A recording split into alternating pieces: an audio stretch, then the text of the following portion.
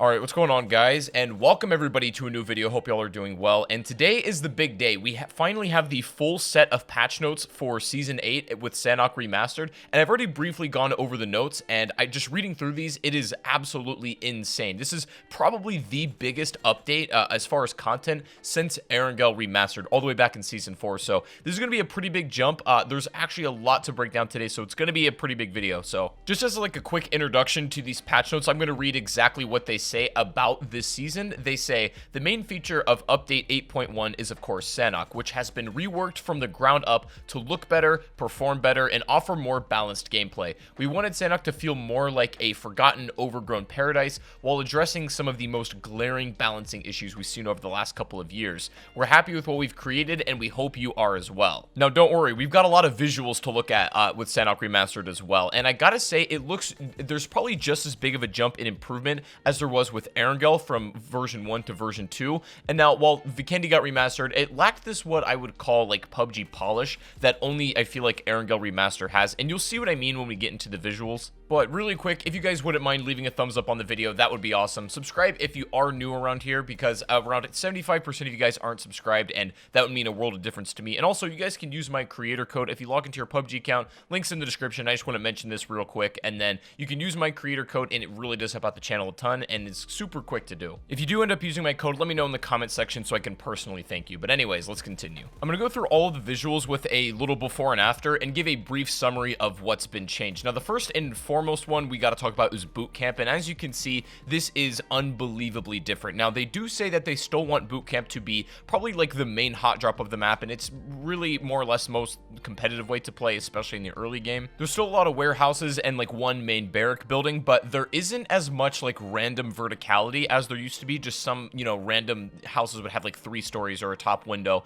That's pretty much been flattened out, but there is actually an underground section for players who want to be a little bit more aggressive, and you can play down there where it's a bit more close quarters, but that's a somewhat new addition. I think it's going to do for Bootcamp really, really well. Next up, we have the Quarry, which in their words, they say was a terribly unbalanced experience. And this after version, you can see there's a lot more stony blocks going on. There's like a lot more volume within that crevice itself. And there's also bridges that is going to go between the entire thing. So now you have the option of not just going through the quarry, you can go above it as well. And there's just plenty more options for maneuverability and everything. And it's not just quite as random as the old Quarry used to be, which I can really appreciate. Something also worth mentioning is it appears all of the water, shallow or not, has been removed from the quarry entirely. So now it's flat, it's a lot more dry, and it should be completely maneuverable for everybody. Next up, we got a new location called Airfield now. It used to be called Mognal, but this has been utterly changed from the ground up. You can see that it is now more or less just a flat strip that will hold gliders, maybe some other sort of vehicles. All of the random like palm trees and even the compounds there have been removed. So this is a lot more of a cleaned up area now, and even the entire color palette of Sanhok now is just different. You can see that. Airfield will still be located in the same location as the previous spot that it used to be, but it is completely different as far as its structure now. Next up, we have a new location called Getaway, and this used to be what Docks is, and you can see this is just entirely different. It's not even remotely the same anymore. There's no docks, there's really no boats, and this honestly is probably my favorite in terms of just overall jumps and improvements. There's actually some new house structures there. There's probably going to be some sort of boat outside of that area, but it looks just visually way more appealing now, and this is probably one of my favorite locations. Even though I haven't played on it yet, I'm looking forward to see what it looks like. Next up, we've got the rework to the ruins, and again, just like the previous one, this is a major change as well. Now, I'm actually going to read out exactly what they say for this location. While the structure of the ruins itself was always hotly contested, the areas surrounding it posed a severe disadvantage for anyone walking out without the proper gear. We've reworked this area to make the ruins the massive labyrinth and deadly destination it should be, with plenty of loot for those willing to raid its treasures. Next up, we have the mountain, and if you guys remember where the old location of this was, it was pretty hard for anybody to actually flank this, and if you were holding this and the blue, was coming to you, you pretty much could just hold it down no problem, and it was really hard for anybody to make a play on it. So they've actually flattened it out a little bit, and they've made it easier not only to outrun the zone, but to push this location if need be. Next up, we have the cave, and this looks really, really cool. I gotta say, like, this is probably one of those locations that should have been much more utilized than it was in original Sanhok, but it was just kind of inconsistent. It didn't look that great, and the loot there was nothing to write home about, and there's pretty much only one exit, which was, you know, incredibly predictable. So this has been reworked, and it looks amazing now. They also said they redesigned the cave to have the fiction we'd always wanted it to have, so I imagine this part is going to have like a lot to do with the storyline and whatever they're going to be pushing as far as that in this map. This is definitely going to be a place to explore. Moving on, we've got the river next, and this has been completely redesigned in a way where you have more options. Instead of just jumping into the water if you're not going to go over top, you can now briefly cross through the water, but having land way closer than it used to be. It also just looks visually very good, so I'm pretty happy with this change. We've got towns like Painan, Khao, Sami, and Kampong, and I'm just going to read out what they say for these. These towns have received some reworking, adding verticality, interesting things to explore, new ways to fight, and most importantly, great venues to battle over the new loot truck as it passes through each town. In some cases, the changes are minor, such as simply widening the road so that trucks can pass through, to bigger reworks to create more interesting ways to battle. So as far as a lot of these towns are concerned, it's going to be one of those things where we need to jump into game and explore it for ourselves to really see what the differences are. Some are big and some are just very minor improvements. And then finally, as far as big reworks to map layout, we have a change to Bhan. And you guys kind of remember this iconic location. It was really weird, you know, like it didn't serve much practical function, but they say that this has now been changed just to a regular compound because the loot here was, you know, unique. It was a cool, interesting location, but it wasn't very practical, and they wanted to use the resources to add to more unique locations around the map. So just making it a little bit less gimmicky and more practical, and then using those, I guess, more unique resources to the new locations that they've built. Now, let's talk about the really cool new feature called the loot truck. So this is the new vehicle we were looking at, but this isn't actually what you think it is. Now,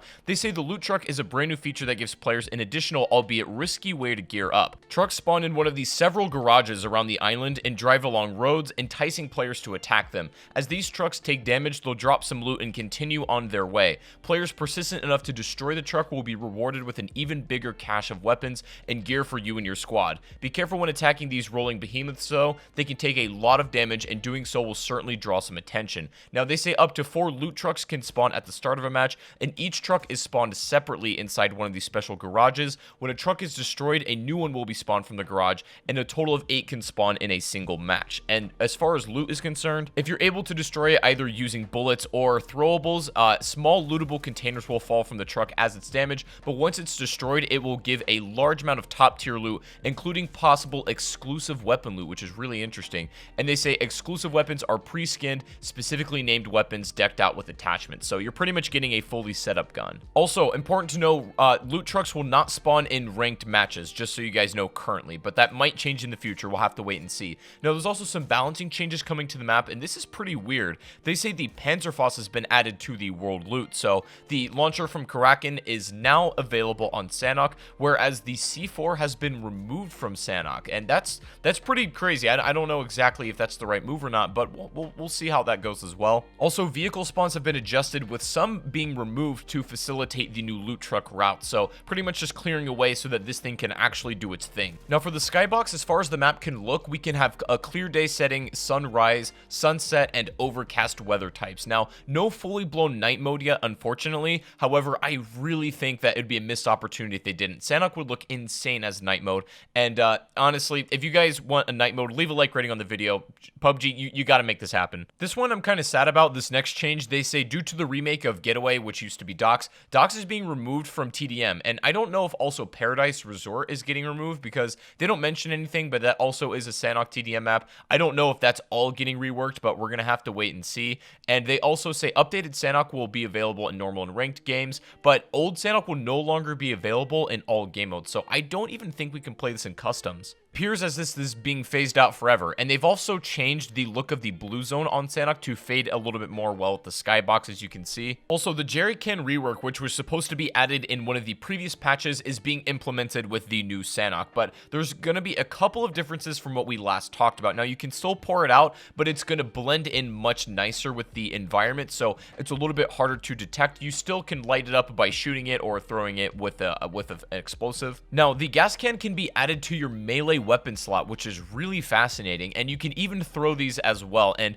throwing them will cause some fuel to pour out, so making it a bit easier to ignite. Once a gas can is thrown, however, it will not be able to be picked back up or poured out. The flame pattern that it makes now when lighting it up after pouring it on the ground is going to be more like a Molotov effect due to its spread and everything, so you can still customize it in a pattern, but it's going to look very similar to that. And also, when gas cans explode, they're going to do less initial damage than they used to, and they're going to have a little bit more sharp fall off in terms of how much distance you are away, so they're not going to be as lethal on the initial explosion, but they have a lot more interesting techniques that you can use with them now, and I'm super excited about this change. The gas can went from literally the most useless item in PUBG to arguably one of the most intricate ones. Now, there's also been a lot of balancing changes to ranked mode, which if you guys are interested in reading up on all that, again, I'll have it linked down below in the description. There's a lot of like very little specifications, and if you're into that, you can go and check that out. But also, they've redesigned the footstep sounds, and this is important, so you're going to want to listen to this. This is exactly what they say. In order to provide better sounds, the following improvements have been made.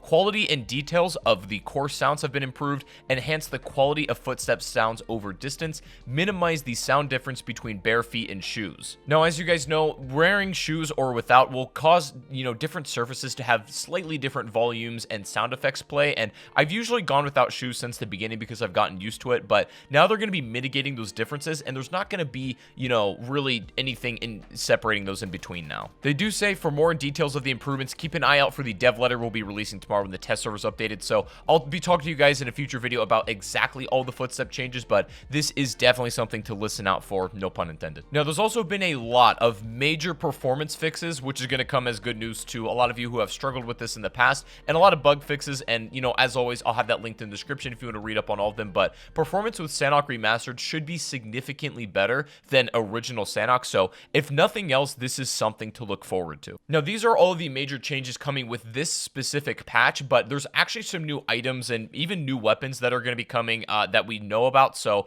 they're not going to be included within this patch, but be on the lookout on this channel for more videos, and I'll update you guys on everything that's being added. The MG3 is apparently not coming with this patch, unfortunately, but that should be in the distant future. But anyways, that's going to be pretty much it for the video. If you guys did enjoy, give it a thumbs up. That would be awesome. Subscribe if you're brand new around here, and also, as soon as Sanhok Remastered is live, I will be streaming right here on this channel, so make sure to definitely sub and stick around if you want to get first eyes on it, and even a chance to play it with me. Let me know what you guys think about the map down below in the comment section, but I hope you guys did enjoy today's video. I'm really excited for this to come out, and I think this is going to fundamentally change the game. This is a big thing for PUBG, and I'm glad they've done this. So anyways, hope you guys enjoyed. I'll see you guys in the next live stream or the next video. Take it easy, everyone, and peace out.